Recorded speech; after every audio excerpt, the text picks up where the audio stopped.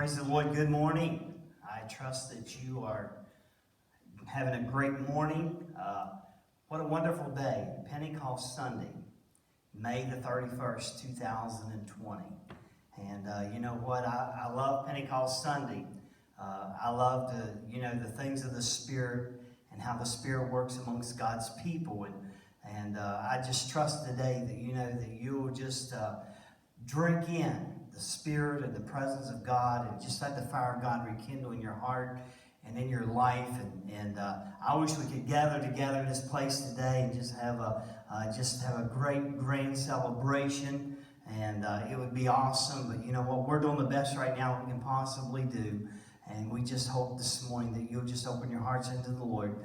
You know what? I believe that all of us probably can say, you know what? I just need a refilling of the Spirit of God. And right in your home, wherever you are this morning, all you have to do is ask.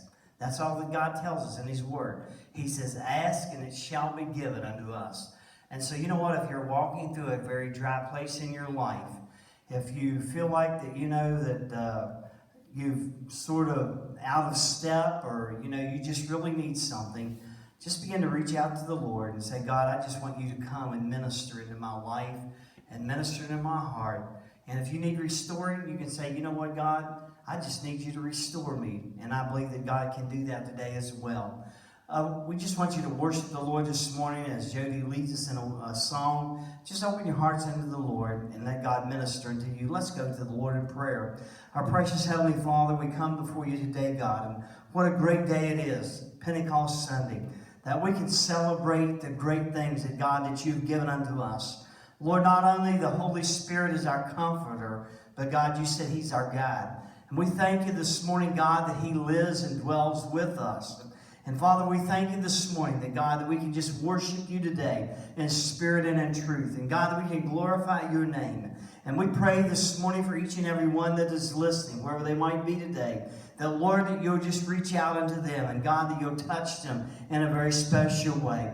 Fathers, we're reminded of your word there in the book of Hosea, where it says, break up the fallow ground, that times of refreshing will come from the presence of the Lord. God, I pray this morning, maybe there are those that might be listening, that, Lord, maybe they just need the Spirit of God to come and to minister and to break up things in their heart. God, to soften them, to touch them today, Lord. And we're just asking you this morning, that God, that you would do that, Lord. Father, meet them today wherever they might be. Meet their need, whatever it might be, Lord. And Father, we just want to honor you today and give you all the thanks and the praise and the glory. We ask it in Jesus' name. Amen and amen. Good morning. Trust you're doing well. And the Lord laid this scripture on my heart, and I want to read it to you this morning. It's found in Psalms 121:1. It says, I will lift up mine eyes unto the hills, from whence cometh my help. And I got to thinking, Lord, help me to lift my eyes and keep my eyes on you. When Peter was trying to walk to Jesus on the water, he took his eyes off Jesus and he began to sink. And sometimes we might be discouraged or feel defeated. Keep your eyes on Jesus. I'm gonna sing that song, Turn Your Eyes Upon Jesus. And I just encourage you this morning that no matter what you're facing, to turn your eyes on Jesus and keep them on Him.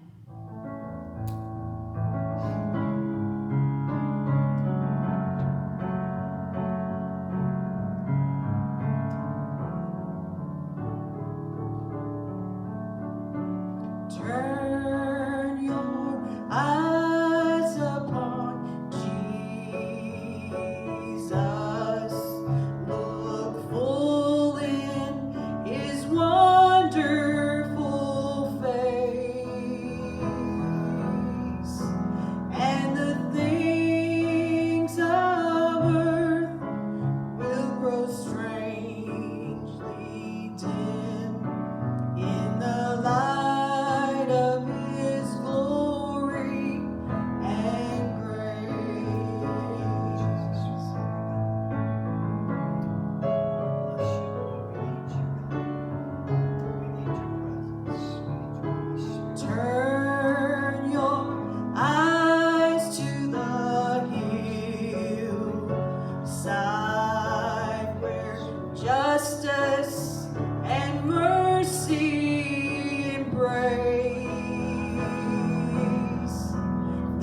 the Son of God gave his life for us, and our measureless debt was erased. Jesus, to you we lift our eyes. Jesus, our glory and our prize. We adore you, behold you, our Savior ever true. Oh Jesus, we turn our eyes to you.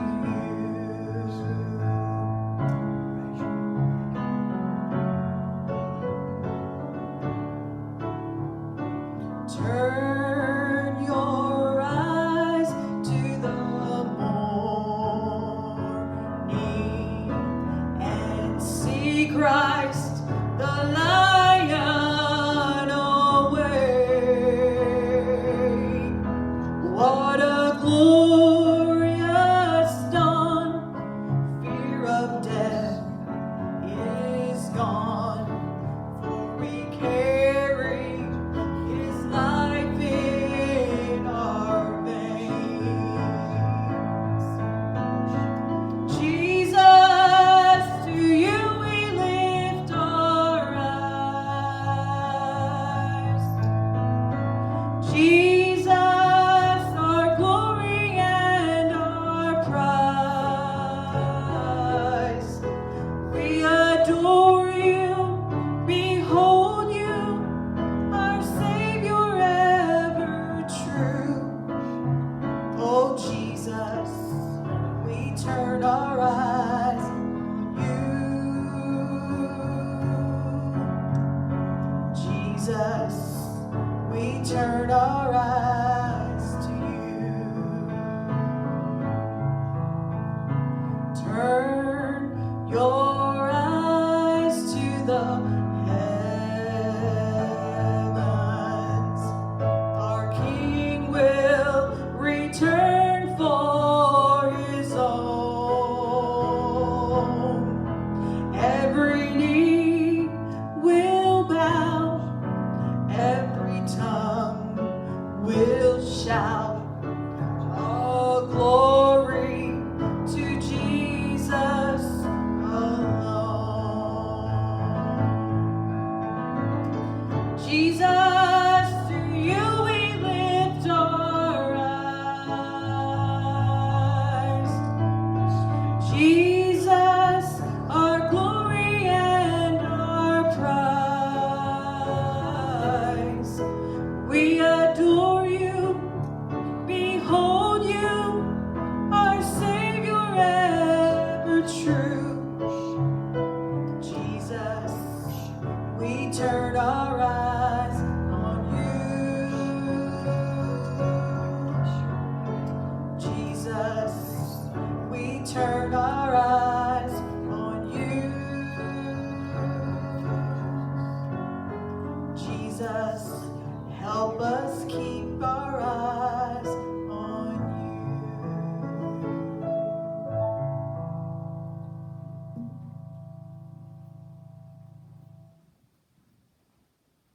You know, as Jody said, and that's Psalms 121, the psalmist said, I lift up my eyes to the hills. And boy, I'm so glad this morning to know that we can lift up our eyes unto the hills, unto the heaven, and know that our God is there, and know that He hears us, and He cares for us, and He watches over us, and He keeps us. Amen. And it's just great to know that when we go through various things in life, that you know that God is still the same yesterday, today, and forever. This morning I want to share a few things with you about Pentecost. One of the things I want to say is you don't have to be ashamed to be Pentecostal. You know what? I'm grateful this morning, and I am glad this morning to be Pentecostal. I think that, you know, that it is something that, you know, that we've experienced throughout the years. And I know the Pentecostal experience is not something that you lose. But I also know that it's something that you've got to continually open your heart to and seek God for, and, for that fresh infilling of the Spirit of God. And, I pray today throughout our whole nation as people celebrate Pentecost, whether it's in the church house, whether it's in their home, whether it's in the parking lot or wherever. I just pray today that in our nation that we will see a great Pentecostal movement of the Spirit of God within our churches and with the lives and the hearts of people. When we look into the book of Acts, we see that it talks a lot about Pentecost. And the first chapter and the second chapter, it really lays out a great foundation of what Pentecost is all about. And in Acts chapter 1, verses 4 and 5, Jesus, he knew the disciples. He knew them very well. He's seen the high points in their life. He's seen the low points in their life. And Jesus continually told them as he was with them, he said, he explained to them that one day, he says, I'm going to go away. I'm going to leave you. And they didn't really grasp all that Jesus was actually saying to them until that time took place. Whenever, they came, they took Jesus away, they crucified him, and after 3 days he rose from the dead, and he came back and he shared and he talked with the disciples, and then he began to reach out to them, and he began to tell them that he was going away unto the Father. But I like what he said in verses 4 and 5. Jesus told them these words, and these are really important words. He told them, he says, do not leave Jerusalem until the Father sends the gift of the promise of the Holy Spirit unto you. Don't leave there. Why? Because Jesus had been with them. He knew them. He knew how they served. He knew, everything pretty much about them. And he also knew that they were not ready, to go out and to take that role that God was going to give unto them. And so he told me, he said, you know what? He says, you go back to Jerusalem. And he said, you wait there until that promise is given unto you. If you flip on down to the chapter 2 in the book of Acts, it says here, and when the day of Pentecost had fully come, they were all with one accord in one place. Verse 2 says, and suddenly there came a sound from heaven as a rushing mighty wind, and it filled the whole house where they were sitting. And then there appeared to them divers tongues as of fire, and one sat upon each of them, and they were all filled with the Holy Spirit, and they began to speak with other tongues as the Spirit of the Lord gave them utterance. And some translation says as the Spirit of God gives them utterance. But anyway, we see here this morning how, God's Spirit connected with those 120 people who were gathered in that upper room. And, I've often asked myself, why was it for 10 days that they had tarried there and they had waited for this promise? Really, when you look into the Word of God, it don't give you any details as to that. But you know what? I like to think of it sometimes as an act of obedience, because you know what? Jesus told them, he said, you go there and you wait and you tarry until you receive the promise from my Father. And so they was obedient. They went back. And I like what Jesus told them, because when he left them, he told them, he said, you know what? In John chapter 14, verse 12, he says, in greater works that you shall do than I've done, because I go back unto my Father. Well, I believe the disciples, they were very excited, because you know what? They had seen Jesus do some very exciting things. They had seen him heal the blind. They had seen him reach out to the crippled. They had seen him make the lame to walk. They had seen them, restore, hearing unto the deaf. And so they'd seen him feed the 5,000. And miracle after miracle, they had seen Jesus do in their midst. And so they thought, you know what? Now he's saying that we are going to be able to do greater things even than he done. So they were excited about this. And so therefore they thought, you know what? We're going to be obedient unto him, because we're going to go back and we're going to wait and we're going to tarry there. And I like what the Word of God says there down into Acts chapter 2, because it says, and they were all within one accord. You know what? When we all come together and we all get in one accord, things begin to happen. When we come into the house of God and we open our hearts unto the Lord and we begin to worship Him and we forget about what we're going to do tomorrow, what we're going to do next week, and we lay aside all of our agendas and we just understand and we realize this is the time that God has given unto us that we can come and we can worship and we can receive what He has for us. And so when they were in one accord, you know, the Holy Spirit came and it fell upon them and they were ministered unto and they were touched by the power of God. And I like what it says because you know what? Those 120 people, when they came out of that upper room, they were never the same as to what they were. And you know what? That is the great thing about the Holy Spirit. You know what? He can change us. He can empower us. He can fill us. And He can help us to accomplish that which we can never do. If you know anything about Peter's life, you know what? We always look at Peter as the one that sort of always put his foot in his mouth.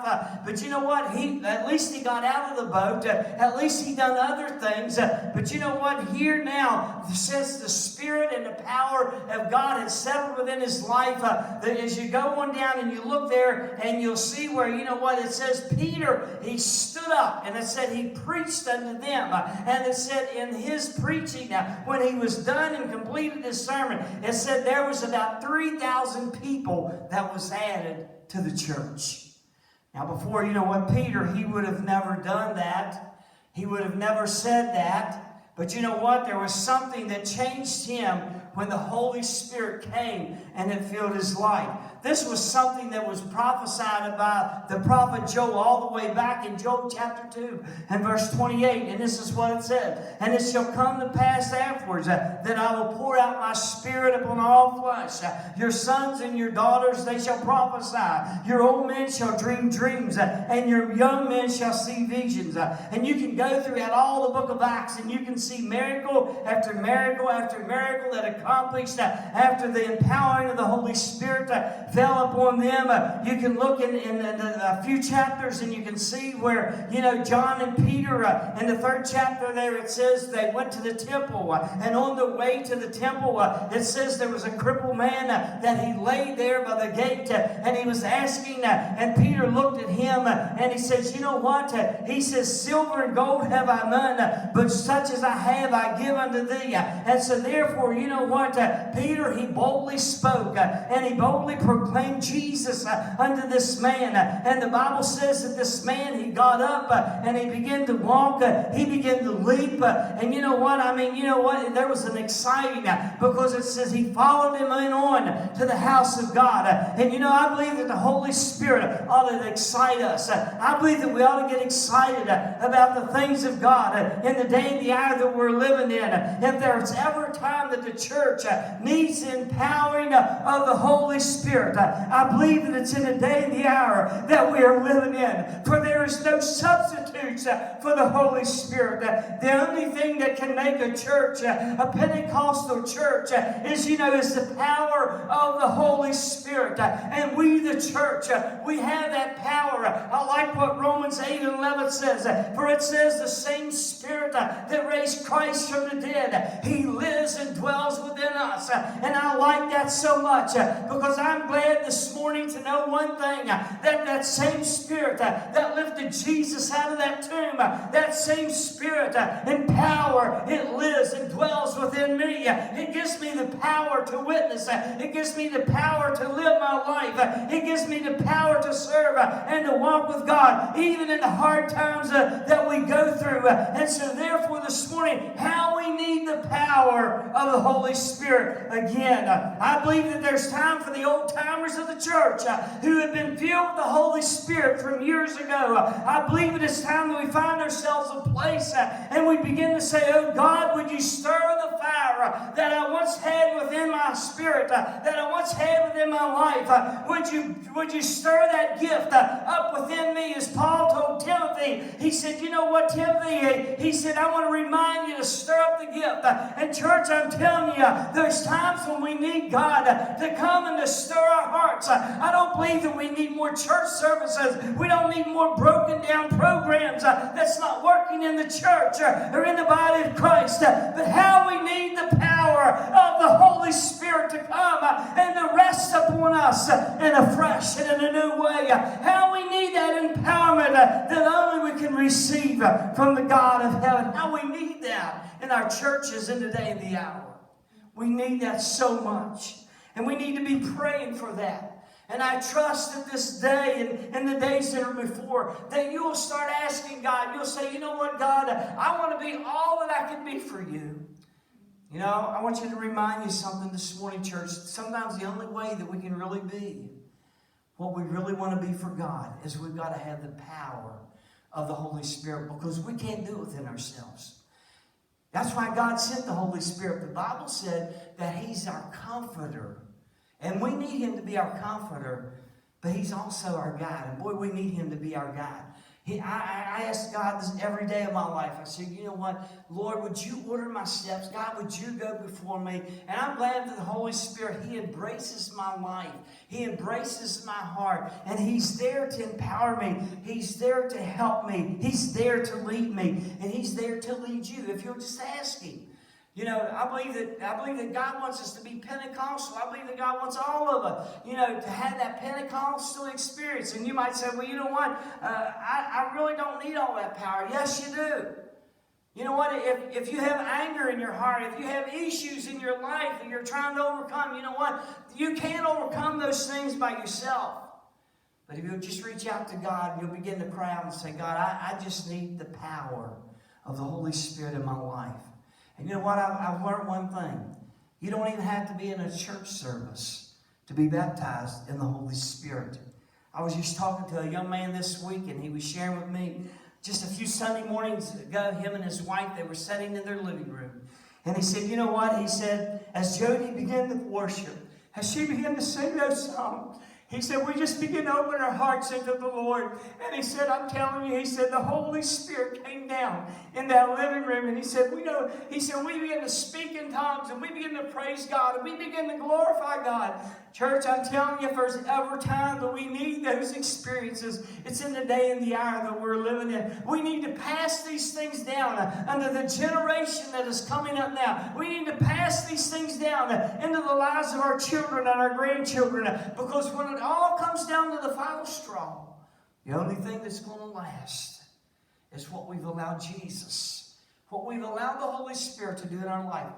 Whatever we've done for the Lord, that's all that's going to really matter one of these days when we stand before Him. And I just trust this morning that you'll say, you know what, God, I just want all that you have for me. You know, I like to look at it this way. I like to think that God has a great banqueting table, and it's spread from east to west. And He says, you know what? He says, you can come and you can eat, and you can feel yourself all that you want to. Because you know what? There will always be more. There will always be more. There will always be more. And you know what? I believe that this morning. I believe that God has so much more for each and every one of us. And I just want to challenge you.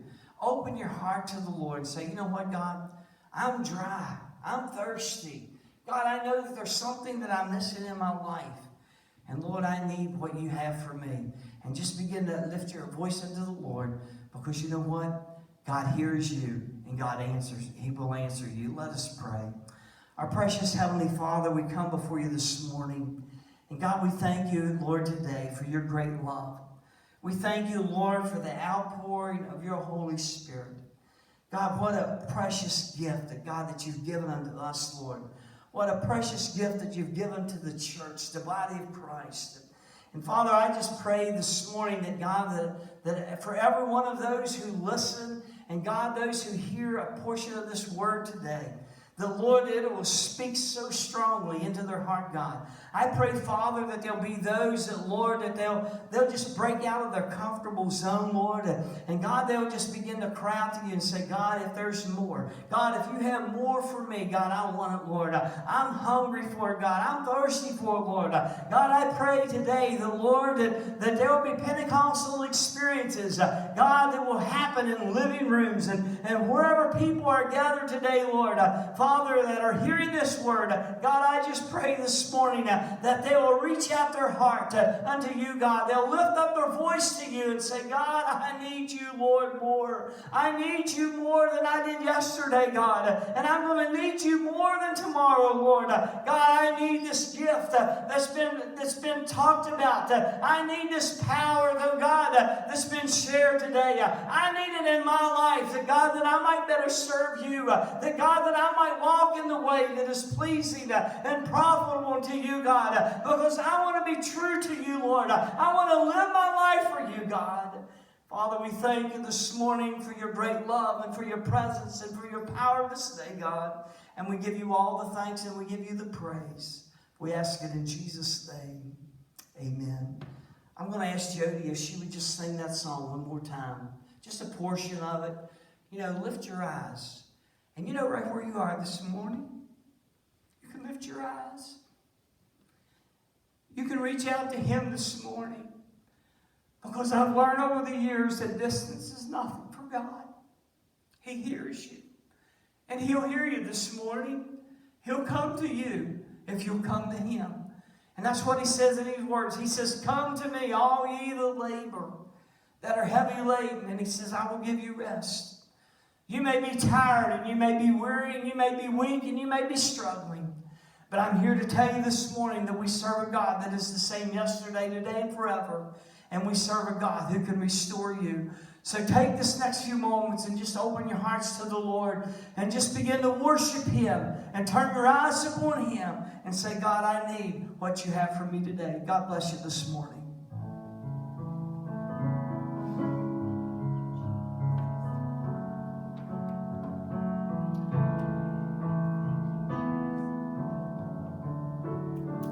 Turn your eyes upon Jesus.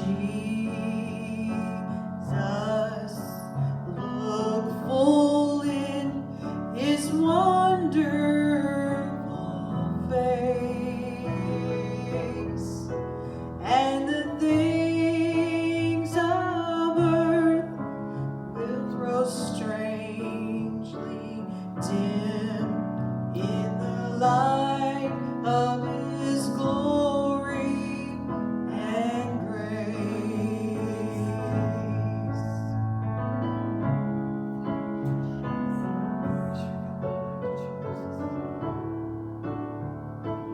Turn your eyes to the hillside where justice and mercy embrace.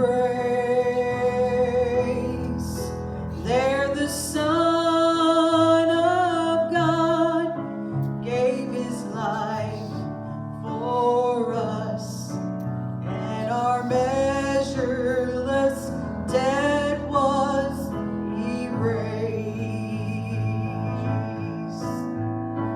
Jesus, to you we lift our eyes.